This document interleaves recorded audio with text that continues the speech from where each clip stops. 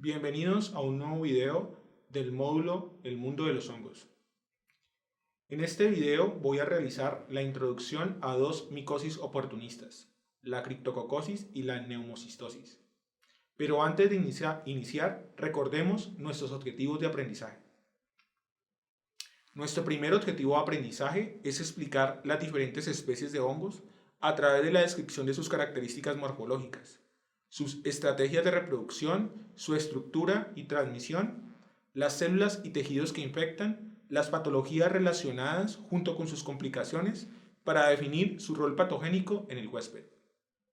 Nuestro segundo objetivo de aprendizaje es describir la capacidad patogénica de cada hongo a través de la identificación de los factores de virulencia de cada especie para relacionarlo con los signos y síntomas de las infecciones fúngicas en humanos. Para iniciar, hablaremos de la criptococosis, una infección oportunista generada por levaduras pertenecientes al género Cryptococcus. A esta enfermedad también se le conoce como la blastomicosis europea, enfermedad señal o turulosis. En la imagen central podemos ver una microfotografía electrónica de una de las levaduras del criptococo. En ella se puede observar una de las características de este género, que es la producción de una cápsula por encima de la pared celular. ¿Qué es la criptococosis? Es una micosis oportunista que puede ser de curso subagudo o crónico, causada por levaduras encapsuladas que usualmente afectan inicialmente los pulmones y después se diseminan a piel y vísceras, con una predilección muy marcada hacia el sistema nervioso central. La distribución de estas levaduras es mundial, y los principales agentes etiológicos implicados en la criptococosis en humanos son dos: Cryptococcus neoformans y Cryptococcus gattii en su estado anamorfo. De ellos se conoce un estado telomorfo en el cual el hongo se denomina Phyllobacidelia neoformans. En esta imagen podemos observar la estructura del hongo en su estado telomorfo. Se puede observar una vesícula de la cual se generan múltiples esporas implicadas en la diseminación del hongo por la naturaleza. El nicho ecológico va a depender del tipo de especie de que estemos hablando. En el caso de Cryptococcus neoformans se va asociado a suelos ricos en guano de aves, mientras que Cryptococcus gattii se encuentra en zonas con alta densidad de eucaliptos y almendros. A nivel epidemiológico, la criptococosis se distribuye de manera mundial. Sin embargo, hay grandes variaciones en la prevalencia de la enfermedad. Los países con mayor prevalencia se ubican en África y en el sureste asiático, específicamente en Tailandia. Mientras que países como en países suramericanos vamos a tener prevalencias moderadas a bajas. De acuerdo a la variación antigénica de la cápsula que presentan estas levaduras, se pueden clasificar los criptococos en diferentes variedades. Serotipo A va a corresponder a Cryptococcus neoformans variedad Grui. Esta variedad explica el 80% de los casos de criptococosis en pacientes, principalmente en fase SIDA. Normalmente esta variedad se va a ubicar en diferentes climas. Los serotipos B y C corresponden a Cryptococcus gattii. Usualmente se va a aislar en regiones tropicales y subtropicales. Una característica de esta especie es que puede afectar también a personas inmunocompetentes. El serotipo D va a estar asociado a Cryptococcus neoformans variedad neoformans. Se ha aislado principalmente en zonas de Europa e India y tiene preferencia por desarrollarse en climas templados. Por último tenemos el serotipo A y D Cryptococcus neoformans variedad neoformans, que también tiene una ubicación muy parecida al del serotipo D. En Colombia, un estudio ha mostrado que tanto Cryptococcus neoformans como Cryptococcus gattii se distribuye ampliamente en nuestro país. Especialmente se ha encontrado relacionado en la zona andina, zonas cordilleranas y también en la costa caribe colombiana, indicando que nuestro país tiene el potencial de presentar múltiples infecciones por esta levadura. En cuanto al ciclo biológico del agente etiológico de la criptococosis, los criptococos van a tener dos ciclos en la naturaleza. Un ciclo asexual que corresponde a la proliferación de las levaduras por blastoconidogénesis o gemación, en la cual vamos a formar nuevas levaduras a partir de levaduras preexistentes. Sin embargo, algunas levaduras pueden tener comportamientos de reproducción sexual, se pueden aparear, como lo podemos observar aquí en la figura. Dos levaduras compatibles, genéticamente diferentes, pueden aparearse, fusionar su material genético y llevar al estado dicarión. En este estado dicarión se va a desarrollar una hifa verdadera y es en esta estructura de hifa verdadera en el cual se va a dar origen a un basidium y en el basidium va a ocurrir el proceso de fusión nuclear, permitiendo la recombinación del material y a partir de ahí comienzan a generarse esporas mediante el proceso de meiosis. Estas esporas se van a formar en el basidium, en la parte terminal, y van a formar cadenas que van a ser posteriormente liberadas al medio ambiente. Adicionalmente, puede haber también este ciclo sexual sin el apareamiento de dos levaduras compatibles. En este caso, se puede generar el apareamiento de dos levaduras genéticamente idénticas. Por esta vía no se va a aumentar la diversidad de la levadura, pero va a permitir de nuevo formar esporas. La característica de las esporas formadas por los criptococos es que son tremendamente pequeñas. Se estima que pueden tener de 1 a 2 micrómetros de diámetro y esto les permite fácilmente ser resuspendidas por el aire y ser inhaladas por el hombre cuando se ve expuesto a sitios donde está creciendo este hongo. También nos podemos infectar a través de la inhalación de levaduras, pero para que nos podamos infectar, estas levaduras que tienen entre 4 a 10 micrómetros deben pasar por un proceso de secación. Esto puede ocurrir si el material en el que crece el hongo es expuesto a altas temperaturas o se encuentra en zonas cálidas. Bajo estas condiciones, la levadura va a deshidratarse y va a pasar a tener un tamaño más o menos de 3 micrómetros. Esta levadura deshidratada también puede ser resuspendida por el aire y ser llevada a los pulmones del hombre por inhalación de esta estructura micótica.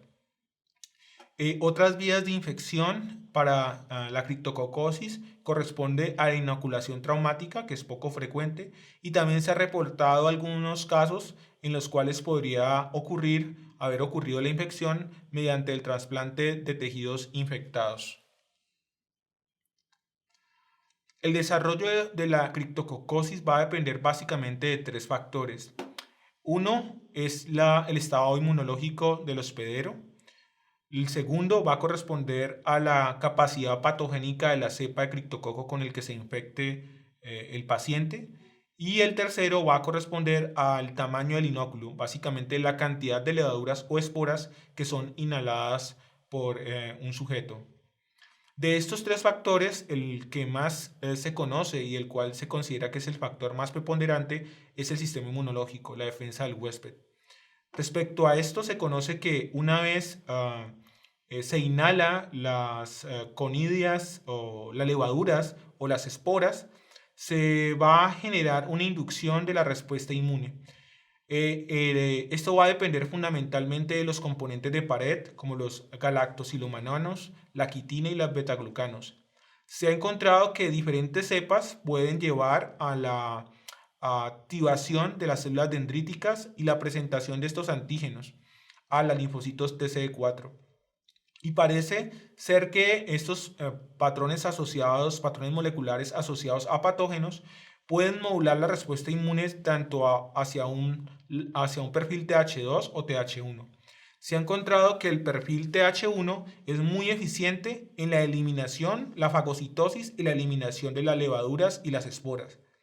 Mientras que la inducción de un perfil TH2 va a inducir un patrón de macrófagos M2 que va a permitirle a la levadura desarrollarse dentro del citoplasma y finalmente cumplir su ciclo biológico para generar nuevas levaduras o células titán, que son levaduras gigantes en los tejidos infectados. Una vez se produce la inhalación de levaduras o de esporas a través del sistema respiratorio, los primeros en entrar en contacto o responder frente a estas estructuras van a ser los macrófagos. Los macrófagos van a fagocitar estas levaduras y hay varias opciones. Una es que sea eliminada por la activación apropiada de los macrófagos a través del perfil TH1. La otra es que no se genere una apropiada respuesta frente a este hongo y se inicie la etapa de supervivencia o latencia de las levaduras dentro del macrófago. En pacientes inmunodeficientes, entonces va a haber una deficiencia en la activación del macrófago. Pero en el caso de pacientes que son inmunocompetentes, esto va a depender básicamente de la infección con una cepa muy resistente a la activación del macrófago, como pueden ocurrir las infecciones a través de levaduras de la especie Cryptococcus gattii.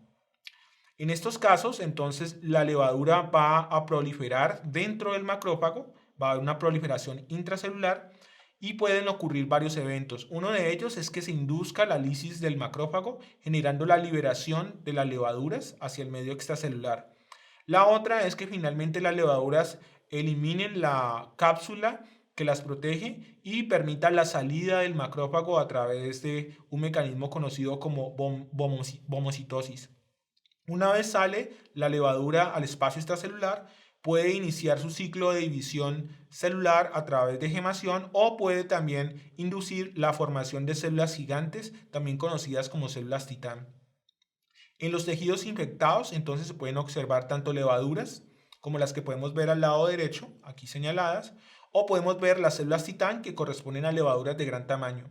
La diferencia, además del tamaño, también se ha encontrado que hay diferencias en cuanto a la producción de cápsula. Normalmente las células titán tienen una cápsula mucho más densa, una capa de polisacáridos mucho más grande que las levaduras que se generan también en el espacio extracelular. Una vez se infectan los macrófagos y se produce la liberación extracelular de las levaduras, estas pueden diseminarse a través del sistema circulatorio y llegar a infectar el sistema nervioso central a través de la barrera hematoencefálica. Se ha encontrado que estas levaduras pueden atravesar la barrera hematoencefálica por tres mecanismos. Uno es la parasitosis. Entonces, levaduras que alcanzan circulación en forma libre pueden atravesar a través de los espacios dejados entre las células del endotelio. La otra, la transitosis, implica la mediación de receptores como el CD44 que permiten que la levadura atraviese a través del citoplasma del endotelio hasta llegar al parénquima cerebral. El tercer mecanismo descrito es el conocido como el caballo de Troya, en el cual la levadura no sale del macrófago y es a través del macrófago que va a viajar por el sistema circulatorio hasta que el macrófago finalmente migra al sistema nervioso central y una vez está dentro del sistema nervioso central, la levadura induce su propia exocitosis iniciando la infección del sistema nervioso central. Esto explicaría la alta capacidad que tiene esta levadura de infectar el cerebro y las meninges. Los grupos en riesgo para desarrollar la criptococosis van a estar asociados básicamente a grupos que tienen algún tipo de deficiencia en la inmunidad celular u humoral. La criptococosis va a afectar principalmente a personas con estas deficiencias en todas las etnias y se presenta con mayor proporción en hombres en edades entre 30 a 60 años. Particularmente se encuentra esta asociación debido a que la mayoría de los hombres son los que padecen epidemiológicamente VIH-Sida. Sin embargo, esta proporción ha ido cambiando con los años. Los factores asociados a la criptococosis son principalmente el VIH-Sida. Más del 90% de los casos de criptococosis pertenecen a este grupo de pacientes. Desórdenes linfoproliferativos, sarcoidosis, el uso prolongado de terapias con corticosteroides, cánceres de tipo hematológico, especialmente leucemias, uso de anticuerpos monoclonales para tratar algunos tipos de cáncer, lupus eritematoso sistémico, linfomas de células TCD4, trasplante de órganos, cirrosis. Pero otros factores también pueden ayudar a que se instaure este tipo de infección. A nivel mundial, la mayor parte de meningoencefalitis por criptococo se ubican en el África subsahariana. Esto se ha relacionado con pacientes en fase VIH-Sida que no han recibido apropiado tratamiento. En estos pacientes, el hongo se convierte en un hongo oportunista que favorece el desarrollo de la enfermedad. Los principales factores de patogenicidad de los criptococos son la presencia de la cápsula, lo cual dificulta la fagocitosis por los macrófagos, la producción de melanina, que está implicada en la resistencia frente al estallido respiratorio, frente a los radicales libres producidos por los fagocitos, la capacidad de adaptarse a temperaturas de 37 grados centígrados en los hospederos, y la liberación de una gran cantidad de enzimas como la lacasa, ureasa, que están implicadas junto con otras enzimas en la adquisición de nutrientes y la modulación del sistema inmunológico para permitir la infección. Una de las características de los criptococos es que tienen un alto tropismo por el sistema nervioso central. Se cree que esto se ve favorecido porque pueden encontrar en el sistema nervioso central grandes cantidades de dopamina que puede utilizar el hongo para la síntesis de melanina, como se puede observar en la vía descrita al lado derecho. La presentación clínica de la criptococosis va a depender del sistema inmunológico del paciente. Por lo tanto, puede tener una gran variabilidad a nivel clínico. La principal forma de la infección va a ser por vía pulmonar. Sin embargo, las manifestaciones más graves van a ocurrir cuando se disemina el sistema nervioso central, generando meningoencefalitis. También puede haber diseminación cutánea, generando lesiones a nivel de piel.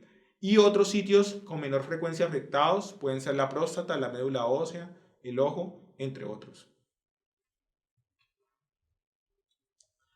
La criptococosis pulmonar se presenta hasta el 95% de los casos como una infección asintomática o subclínica. Normalmente se detecta por vía serológica o antigénica. Los pacientes no manifiestan clínicamente la infección. También se puede usar las ayudas radiológicas. Los casos sintomáticos pueden ser leves hasta graves, según el estado inmune del paciente. En el caso de los pacientes que tienen sintomatología grave, va a corresponder a pacientes tremendamente inmunosuprimidos. Usualmente este tipo de infección no induce linfadenopatías iliares y en general no afecta el mediastino. La mayoría de casos pulmonares son asociados a Cryptococcus gattii. Tiene una muy buena capacidad patogénica para mantenerse en el pulmón y generar sintomatología. Y en estos, usualmente gattii también tiene alta tendencia a formar criptococomas, tanto en el pulmón como en el cerebro. Aquí en la radiografía de la derecha puede observarse en la parte inferior del pulmón un criptococoma, que es básicamente una masa fúngica en el pulmón. En el caso de detectarse una criptococosis pulmonar, siempre debe sospecharse de la posibilidad de una diseminación hacia el sistema nervioso central, generando una meningoencefalitis subclínica.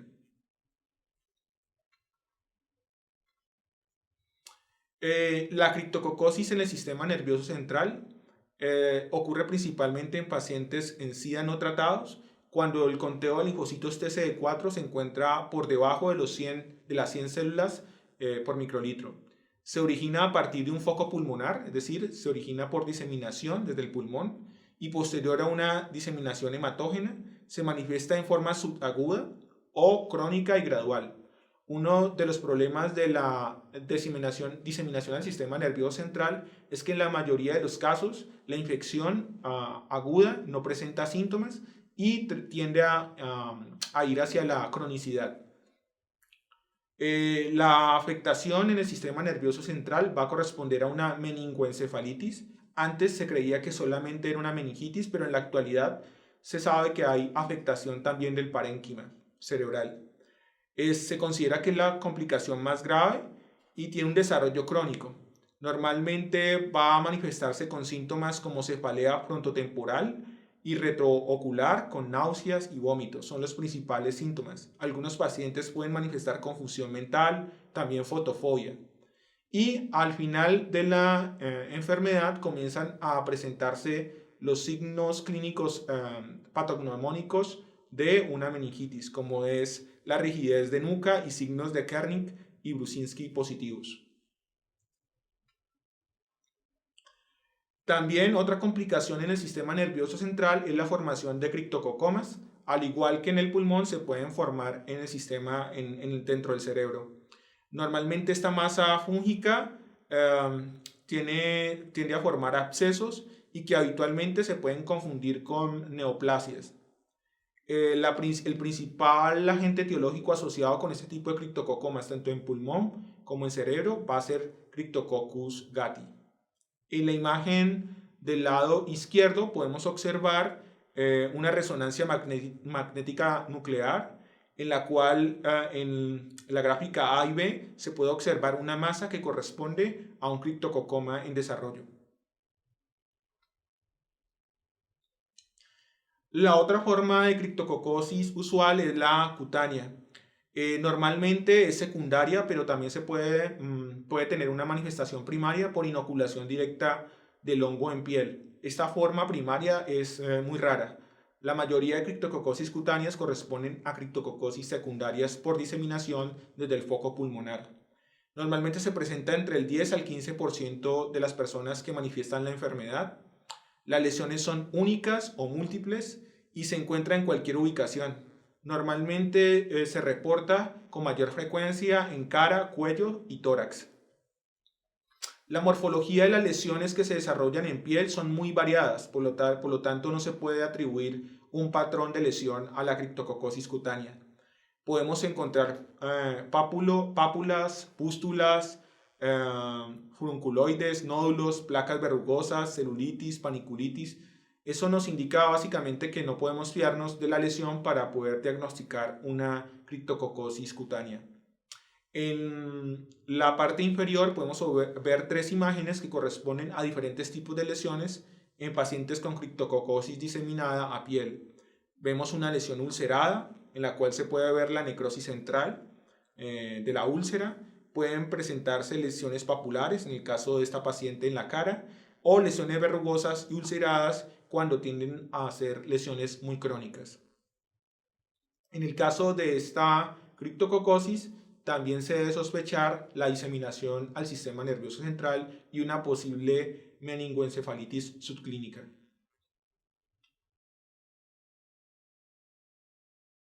Los hallazgos tisulares más importantes en la criptococosis van a corresponder a básicamente encontrar levaduras monogemantes pequeñas en los tejidos infectados. En la fotografía superior izquierda podemos ver criptococos vistos con la tinción de Gromori-Grocott a 40X. En ella se puede observar básicamente una gran multitud de levaduras. En el lado derecho podemos observar lo mismo con musicarmín, y en ella se puede observar también la presencia de la cápsula a través de un borde bastante definido. En el caso de la afectación del sistema nervioso central, la meningoencefalitis, es posible utilizar la técnica con tinta china en el líquido cefalorraquídeo, y en ella se puede observar básicamente levaduras con un halo, y este halo va a corresponder a la exclusión de la tinta china, que permite que pase la luz a través de la cápsula, dejándonos observar en el centro la levadura, la forma de la levadura. La segunda micosis que introduciré en este video corresponde a la neumocistosis.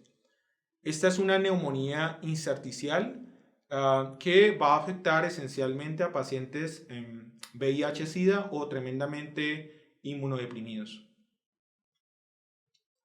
La definición de la neumocistosis es una micosis oportunista que es ocasionada por microorganismos que afectan de manera primordial los pulmones en forma de una neumonía que puede ser aguda o crónica. La distribución geográfica de este hongo es mundial y el agente etiológico se le conoce como Pneumocystis jirovecii, antes conocido como Pneumocystis carinii. El nicho ecológico de este hongo ha sido difícil de definir. Sin embargo, en la actualidad se considera que es un parásito pulmonar con crecimiento y desarrollo extracelular. Básicamente se va a desarrollar en el espacio alveolar, adherido a las células epiteliales del alveolo. Se ha aislado su material genético del agua, el aire, así como de diversos sitios hospitalarios. Una característica de este hongo es que ha sido difícilmente cultivado. Normalmente en los laboratorios clínicos convencionales no se puede aislar en cultivo. A diferencia de los otros hongos que hemos mencionado en el módulo, Pneumocystis jirovesi no produce ergosterol en su membrana, no lo vamos a encontrar. Podemos observar en la gráfica de la derecha una representación de la pared celular de este hongo, en el cual se puede encontrar, además de polisacáridos como el betaglucano y quitina, también se pueden encontrar glicoproteínas como la glicoproteína A de la superficie, que es la principal glicoproteína involucrada en la adhesión del pneumocystis al epitelio alveolar. En el ciclo biológico de Pneumocystis jirovesi se ha encontrado que puede aparecer ciclo asexual y ciclo sexual simultáneamente en el alveolo infectado. En el ciclo asexual vamos a tener estructuras a las cuales se les va a llamar trofozoitos. A diferencia de las otras estructuras que encontramos en hongos, aquí hablamos de trofozoitos, muy parecidas a las estructuras de los parásitos unicelulares. En este caso, los trofozoitos se van a dividir por fisión binaria, generando trofozoitos pequeños que posteriormente aumentan de tamaño, madurando a trofozoitos de mayor tamaño.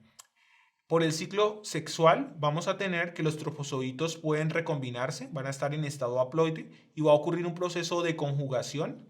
En este proceso de conjugación se va a formar una estructura denominada como prequiste.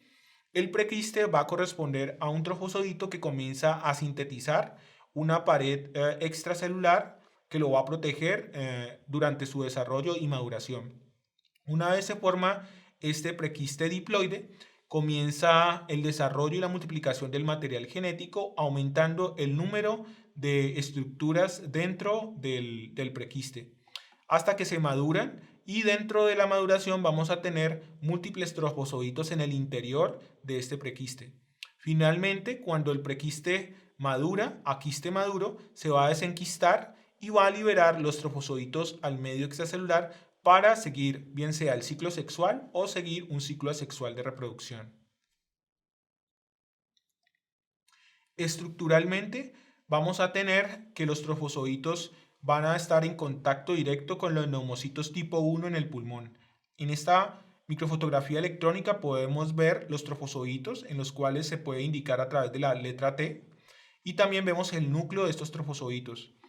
Podemos observar múltiples proyecciones digitiformes que corresponden a microtúbulos o proyecciones del citoesqueleto de los trofozoitos que hacen contacto con los neumocitos. Se considera que a través de estas estructuras los trofozoitos pueden parasitar y tomar los nutrientes del pneumocystis para mantener su crecimiento.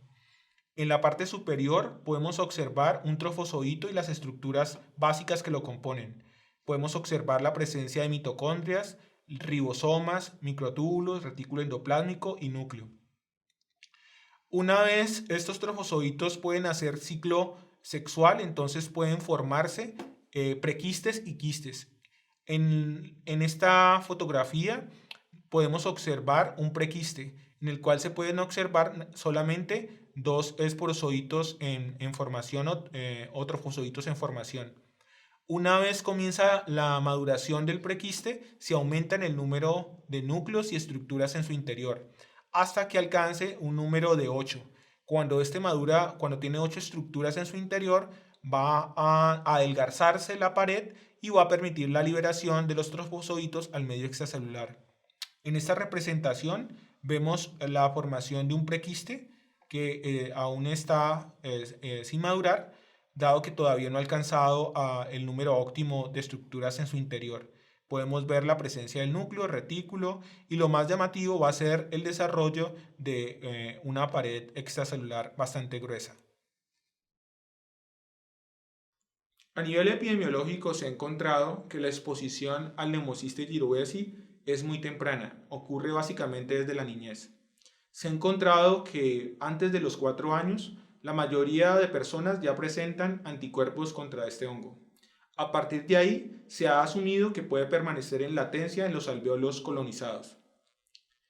La incidencia de la enfermedad, la neumocistosis, va a ser muy alta, especialmente en pacientes con VIH, con un conteo de linfocitos TCD4 menor a 200 por microlitro. Los grupos más afectados van a ser los inmunodeprimidos, los desnutridos, los bebés prematuros, personas trasplantadas con órganos sometidos a tratamientos inmunosupresores, así como personas que padecen leucemia u otros cánceres hematológicos. En la actualidad se considera que la transmisión de este hongo se da principalmente por transmisión persona a persona. En el caso de los pacientes inmunocompetentes, normalmente pueden desarrollar una infección transitoria que es eliminada por el sistema inmunológico con pocos síntomas. La neumocistosis va a corresponder a la manifestación clínica de la infección. Se puede manifestar como una neumonía severa, aguda y difusa. En ocasiones cursa en forma lenta y en otras puede cursar de forma acelerada, hasta causar una insuficiencia respiratoria que puede ser progresiva por el engrosamiento del intersticio. Básicamente la patología se debe a la respuesta inmunológica exagerada en los alvéolos que lleva al engrosamiento y la pérdida de la estructura del alvéolo. Durante el proceso patológico va a ocurrir una descamación del epitelio pulmonar que va a generar la exposición de la lámina propia del epitelio. Durante este periodo, el alvéolo se va a llenar de un exudado espumoso con presencia del hongo. Este exudado va a corresponder a una mezcla de proteínas y células muertas del hospedero, como parte de la respuesta inmunológica frente al hongo. Se ha encontrado que la progresión es más rápida en pacientes que no están en fase SIDA, básicamente porque la respuesta inmunológica es más potente, generando daño en la estructura del alvéolo y generando un mayor engrosamiento del intersticio. Normalmente vamos a encontrar un infiltrado celular rico en macrófagos y linfocitos TCD8, con escasez de neutrófilos, especialmente en pacientes con SIDA. La mortalidad es del 100% en pacientes que no reciben el tratamiento de manera oportuna. En la gráfica de la derecha podemos observar en la gráfica A una placa de tórax en la cual se puede ver múltiples micronódulos que corresponden a la infección, un patrón de infección en un paciente VIH-Sida. Mientras que en la gráfica D podemos ver una placa de tórax de un paciente que ha sufrido una infección por Pneumocystis jirovecii, pero no está en fase SIDA, sino que tiene otro tipo de inmunocompromiso. La diferencia básicamente es el grado de inflamación. En la gráfica D se puede observar que la inflamación es mucho más severa que en el paciente con VIH-Sida. A nivel del exudado, en el líquido bronquialveolar, se puede ver que en los pacientes con VIH-Sida predominan células mononucleares, mientras que en los pacientes con algún tipo de inmunodeficiencia infectados van a tener un gran infiltrado de neutrófilos. Esto lo pueden observar respectivamente en las gráficas B y E. Por otro lado, se puede observar también que los pacientes con VIH-Sida van a tener una mayor carga parasítica del hongo. Podemos observar esto en la gráfica E. Se puede observar una gran cantidad de quistes de Pneumocystis jirovecii en el lavado bronquialveolar, mientras que los pacientes con inmunocompromiso no VIH-Sida van a tener una menor cantidad de estructuras fúngicas en el lavado bronquialveolar. Todo esto hace parte de la gran variedad de manifestaciones clínicas que puede presentar la neumocistosis, dependiendo de la afectación del sistema inmunológico. Los hallazgos tisulares normalmente van a corresponder al encontrar múltiples lesiones ocasionadas básicamente por la presencia de quistes, trofosoditos en el alvéolo. En la fotografía de la izquierda podemos ver una biopsia que ha sido teñida con metamina de plata metamina y con hematoxilina eosina. En esto se puede ver básicamente una gran cantidad de quistes dentro de la estructura parasitada. Al lado derecho podemos ver un trofozoito que ha sido teñido con la tinción de Giemsa. Esta permite observar básicamente estructuras como estas, trofozoitos, en el lavado bronquialveolar. Otras técnicas que se han utilizado para poder detectar de forma más específica y sensible la presencia del Pneumocystis jirovecii en infecciones pulmonares ha sido la inmunofluorescencia. Esto se puede observar en la fotografía del lado izquierdo inferior. También se puede utilizar metamina plata convencional para identificar básicamente la presencia de quistes por Pneumocystis jirovecii en los lavados bronquialveolares.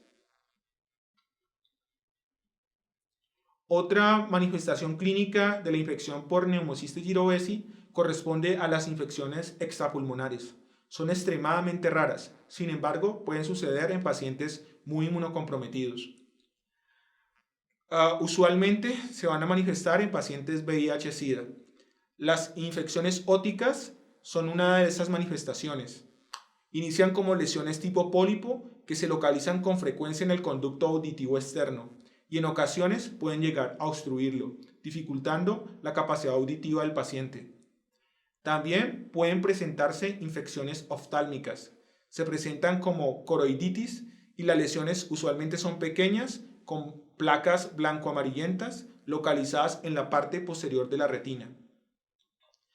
También se han reportado otro tipo de lesiones aún con menor frecuencia que las anteriores, como nódulos linfáticos, afectación de vaso, hígado, médula ósea, también tracto gastrointestinal y glándulas tiroideas.